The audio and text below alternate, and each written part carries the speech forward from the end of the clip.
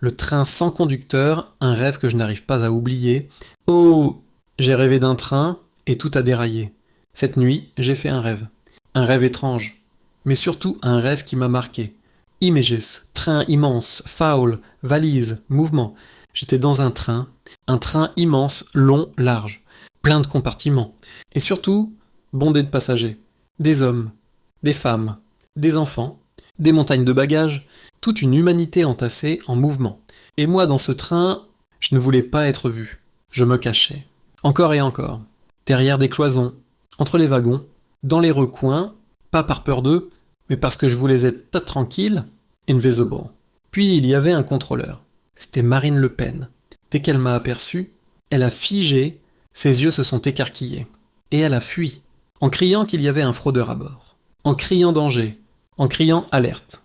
Image, sous le train, espace sombre et métallique, alors je me suis caché encore plus loin, sous la cale du train.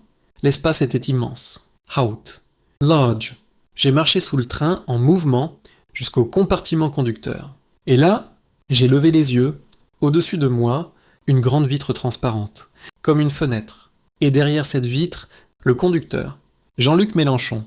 Il a regardé vers le bas. Il m'a vu, et à cet instant, on a eu peur. Loé, moi. Sa peur a pris le contrôle. Il a quitté sa place. Il a hurlé qu'on l'observait. Et il a fui, laissant le train sans conducteur. Image, chaos, wagon qui tremble. Le train a continué à toute allure. Les passagers ont paniqué. La peur a envahi chaque wagon, jusqu'au déraillement, jusqu'à la collision. Au moment de l'impact, j'ai sauté d'un wagon à l'autre. Pour atténuer le choc, quand tout s'est arrêté, j'ai regardé autour de moi, des morts, des blessés.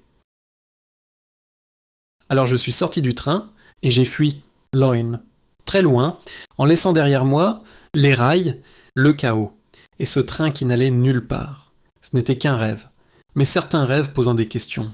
Qui conduit vraiment le train? Pourquoi la peur prend-elle toujours le contrôle? Et que se passe-t-il quand plus personne n'assume la direction?